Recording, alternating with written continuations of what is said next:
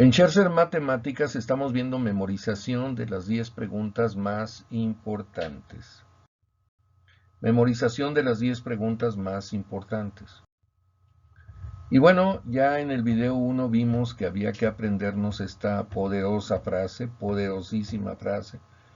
¿Cuál quique por par coco don cuacuá? ¿Cuál quique por par coco don cuacuá? Una última vez. ¿Cuál quique por par coco don cuacuá? Y bueno, de aquí viene el cual, si es persona, si es objeto o es una cosa, quién, si es persona, qué, por qué, para qué, cómo, con qué, dónde, cuándo y cuánto. Déjame te digo algo rápido de esto. ¿Para qué te sirve? Híjole, para todo, para todo, para todo, para todo. Si a mí me dijeran aplícale un examen a un profesionista para saber si aprendió algo en su carrera, estas serían mis preguntas. Mi único examen sería, dime el orden de las preguntas. Porque uno es entrenado para resolver problemas y lo primero que se requiere para resolver problemas es saber preguntar. Y si no sabes el orden, pues pregunta uno así nomás, por no decir de algún otro modo. Entonces tienes que saber preguntar y este es el orden en que se pregunta. Siempre es primero cuál o quién, qué, por qué, para qué, cómo y así. Tú estás en una reunión, en una conferencia, en una plática, pones tus preguntas, escuchas al cuate que esté hablando y ves que ya dijo el cual, ya dijo esto, ya dijo aquello y al final pregunta alguna duda. Oye, mi amigo, no dijiste cómo, no dijiste con qué o no dijiste, ya estás haciendo una pregunta inteligente. A veces cuando dos personas discuten, las dos tienen razón, pero una está hablando del para qué y otra está hablando del con qué, y entonces no hay pleito entre las dos preguntas y pareciera que se están peleando, y todo porque están enfocándose en distintos ángulos de las preguntas. Este es el orden lógico para cualquier tesis. Yo he asesorado más de 70 tesis a lo largo de mi vida y te puedo decir, este es el orden lógico de una tesis. Vas a presentar un trabajo, este es el orden lógico de un trabajo. Vas a poner un negocio, este es el orden lógico para poner un negocio. Entonces, esto sirve para una barbaridad de cosas. Te paran enfrente de público y te dicen que hables de un tema y dices, ¿qué digo? Vete en este orden y ya empiezas diciendo esas cosas. Vamos a verlo para que veas. Nada más no olvides cosas importantes de este orden, ya te lo había yo dicho antes, o sea, es importante que en esto tú tengas presente que esto es lo estratégico, esto es lo táctico y esto es lo operativo. Es muy importante. Y que lo estratégico es lo que afecta a todos, lo táctico afecta a algunos y lo operativo a unos cuantos. Lo táctico a bloques, ¿verdad? También dijimos que el cual se usa cuando es objeto o cosa y el quién cuando se trata de una persona. También dijimos que el qué es como la tesis y el por qué y el para qué se oponen. Uno defiende el avance, el qué, y los otros los bloqueos. Cuando llegan a un acuerdo se avanza en una dirección común que se llama síntesis, que se vuelve a convertir en una tesis y eso es lo que se llama dialéctica en términos de filosofía. Ahora, si nosotros somos cuidadosos, siempre vamos a observar que los mandos altos nos van a dar opción a estas preguntas. Los mandos medios es una sola, pero ¿qué pregunta? El cómo. Y en los cómo, pues ahí afectan a unos, a otros, por eso es táctico. El cómo siempre es lo táctico. Y luego finalmente viene lo que es el personal operativo. Eh, Esto ya también te lo referí, nosotros lo relacionamos con Bux, que es el hemisferio derecho, Matute, que es el hemisferio izquierdo, y Picapiedra o Patricio, que son de las caricaturas de Bob Esponja, Patricio de las caricaturas de Bob Esponja, Picapiedra una caricatura, Matute es de Don Gato y su pandilla, otra caricatura característica, sigue reglas, no agarres esto, no hagas aquello, en fin, ya te lo dije en el video anterior. Y Vox pues representa a alguien que se brinca las reglas, que salta, hace, pero tiene liderazgo, tiene innovación, pone negocio, Matute no, Matute le da vergüenza, no se atreve, le da pena hablarle de amor a una muchacha, normalmente saben bailar, no hacen ejercicio, están ahí cerrados en una computadora. El otro no, el Bux es bien platicador y bien social y bien político y anda metido en bronca y media, aunque no es muy bueno para estudiar. Y los Picapiedra o Patricio, no, esos quieren ser futbolistas, esos no quieren nada que tenga que ver con el cerebro. Entonces, por ahí un poquito esa parte. Entonces, y no me refiero a que los futbolistas no tengan que ver con el cerebro, pero cáptenme, siempre en el caso de ellos hay alguien que es el director técnico, que es eso, el cerebro del equipo, es el que va a organizar todo.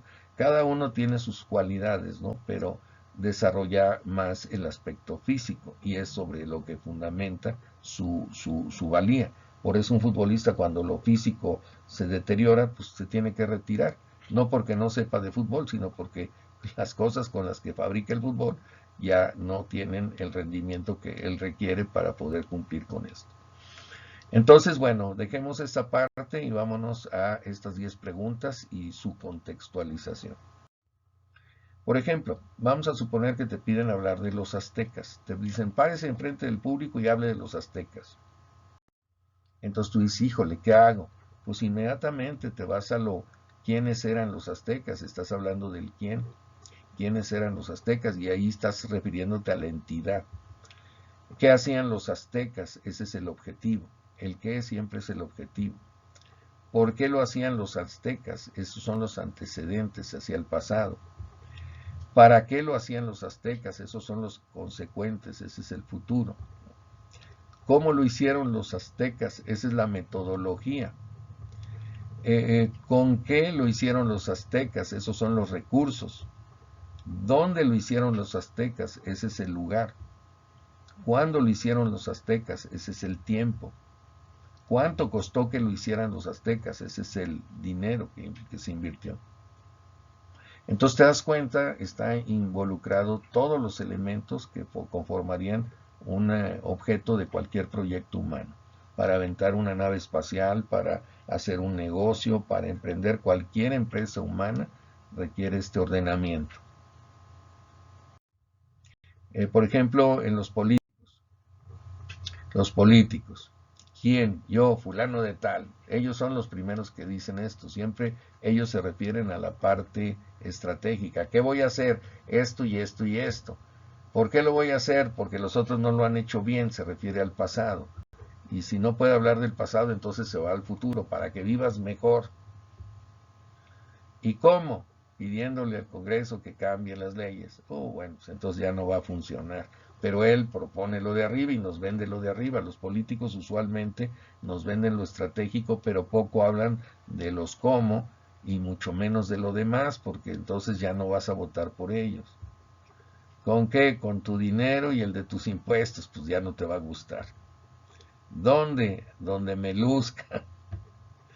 ¿Cuándo? Cuando convenga políticamente. ¿Y cuánto? ¿Cuánto costará? 3 o más del costo real.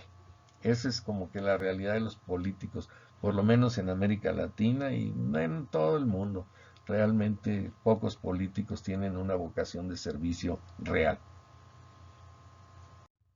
Los negocios.